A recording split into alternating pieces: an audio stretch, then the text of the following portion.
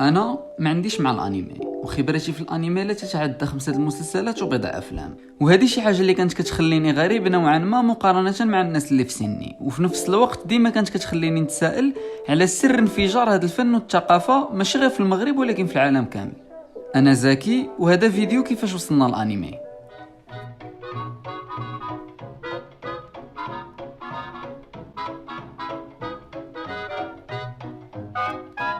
باش نعرفوا منين جا خصنا اولا نعرفوا شنو هو الانمي. كلمه انمي هي المقابل الياباني للكلمه الانجليزيه انيميشن، واللي كتعني اي صوره متحركه، ولكن غالبا كتستعمل باش تعرف الرسوم المتحركه اليابانيه. رغم انها في اليابان براسها، فالمصطلح ديال الانمي كيتستعمل للاشاره للكرتون بشكل عام، بغض النظر على واش مصنوع في اليابان ولا امريكان، وبغض النظر على النوع والفئه اللي كيستهدف. بمعنى بالنسبه للشخص الياباني فعملين بحال توم اند جيري وديث نوت بجوجهم كيندرجوا تحت مسمى الانمي. ولكن مع ذلك حنا غنركزوا في هذا الفيديو على الجانب الياباني الشائع. البدايات الأولى للرسوم المتحركة اليابانية كانت مع كاتسودو ساشين سنة 1907، واللي كان عبارة عن لقطة لا تتعدى 5 ثواني، لذلك قليل الناس اللي كيعتبروه أول أنمي في التاريخ، وكيفضلوا يعطيو هذا اللقب لناماكورا كاتانا اللي خرج سنة 1907 وكان فيه حوالي 4 دقائق.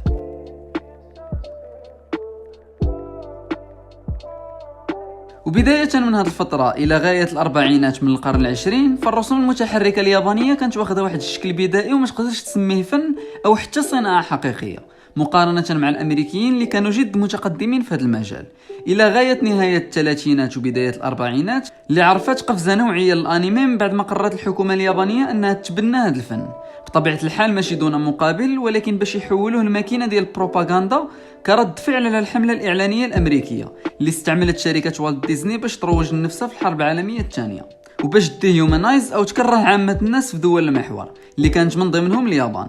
وهذه الحقبة عطاتنا أعمال بحال ايفل ميكي اتاكس جابان سنة 1934، واللي كان فيه حوالي 8 دقائق، وكما باين من العنوان فالقصة ديالو كتمحور حول جيش من الميكي ماوسات كيهجموا على اليابان، ولكن بطبيعة الحال كيتم هزيمة ميكي ماوس الأمريكي الشرير من طرف فيليكس القط الياباني الشجاع.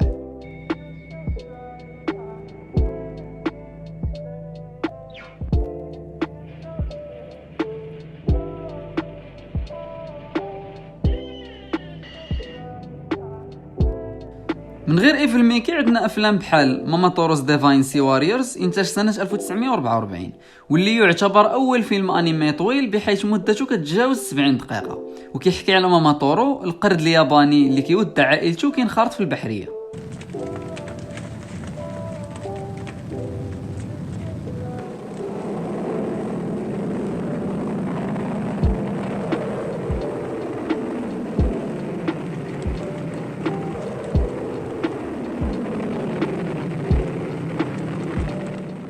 من غير هاد جوج اعمال مع الاسف ما عندناش بزاف ديال المعلومات او الاشرطه على هاد الحقبه بسبب خساره اليابان للحرب والدمار اللي تعرضت له من طرف الولايات المتحده الامريكيه. اما على الجانب الامريكي فهاد الفتره عطاتنا افلام بحال دير فهررز فيس او بطوط في بلاد النازيه سنه 1942،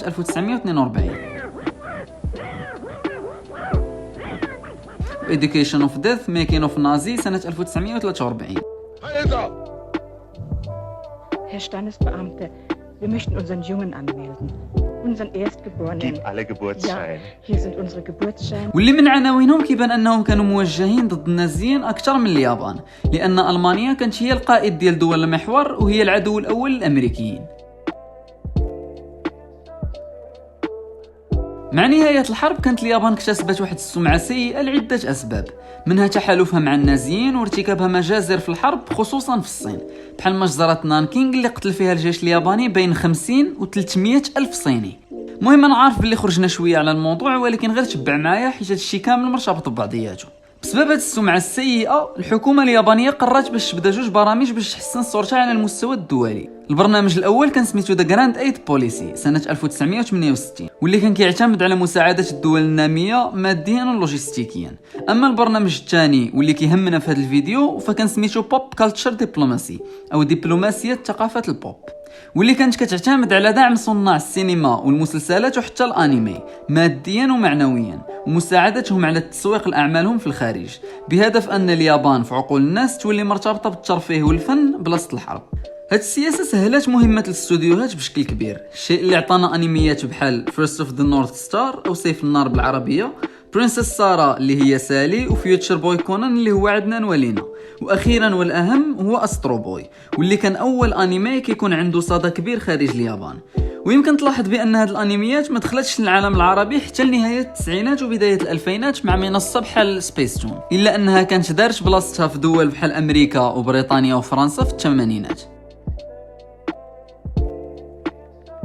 المرحلة الرابعة والأهم في تاريخ الأنمي نقدروا نسميوها مرحلة كول جابان، واللي بدات مع واحد المقال للصحفي دوغلاس ماكغري في صحيفة فورين بوليسي سنة 2009. دوغلاس هضر على الكم الهائل ديال الثقافة والموروث الشعبي اللي كتوفر عليهم اليابان، وعلى الأرباح المهولة اللي ممكن ترجع عليهم إلا عرفوا يسوقوا لهذا الكنز الثقافي اللي عندهم.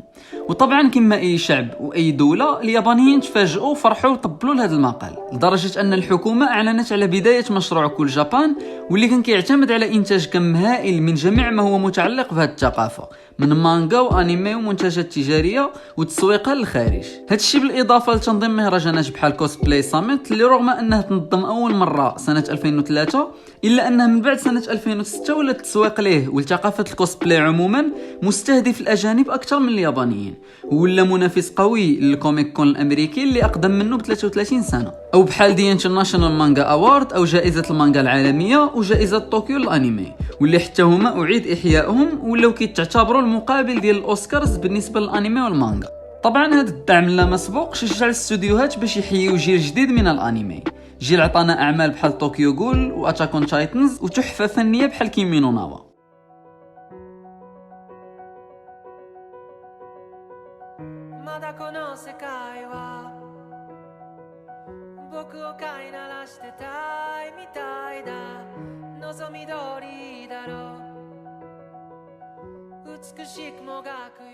وجيل غادي يخلي القاعده بين المراهقين والشباب في العالم هي انك تكون محب للانمي وماشي العكس، بحيث عدد مستعملي منصات البث الانمي بحال crunchyroll.com وكيس انمي مجموعين كيوصل حتى ل 197 مليون مستعمل. وباش تحس هذا الرقم شحال ضخم، نقدر نقول لك ان شبكه نتفليكس اللي كتعتبر عملاق بث الافلام والمسلسلات في الانترنت ما كيتعداش عدد مستعمليها 182 مليون، ومنافستها الاولى هولو فما كتوصلش اصلا ل 33 مليون. الخلاصه من هذا الفيديو واللي كنتمنى انك تكون لاحظتيها هي ان دوله بحال اليابان كان ممكن تبقى موصومه الى الابد بوصمه عار على التاريخ الدموي اللي عندها، سواء قبل او خلال الحرب العالميه الثانيه، وكان ممكن تبقى مرسومه في عقولنا كشيطان اسيوي مخيف لولا انها تسلحت بسلاح اقوى من المدافع والدبابات، سلاح الفن والاعلام. هادشي بلا ما نهضروا على كميه المداخيل المهوله اللي كيساهم بها الانمي في الاقتصاد الياباني، واللي وصلت سنه 2016 ل 2000 مليار و900 مليون ين، اي حوالي 18.5 مليار دولار. الشيء اللي كيجيني محزن شخصيا كمغربي كيشوف ان السينما والدراما المغربيه مازال كتعتبر بدائيه ومازال ما قادراش تبني راسها شخصيه، والسينما المصريه على الصعيد العربي يوما بعد يوم كتزيد وكتدهور. وكنتسائل واش ممكن شي نهار الحكومات العربيه تعرف تستغل الموروث الثقافي اللي عندنا، وحتى حنا يكون عندنا كل مراكو ولا كل الجيريا، ولما لا نسوقوا لقضايانا العربيه والقوميه باستعمال الفن. في النهايه الا عجبك هذا الفيديو ما تنساش دير لايك وسبسكرايب وتفعل جرس التنبيهات باش يوصلوك فيديوهات في المستقبل، وما تنساش تبارطاجيه مع اصحابك وتقترح عليا المواضيع السينمائيه اللي تبغي نهضروا عليها في المستقبل.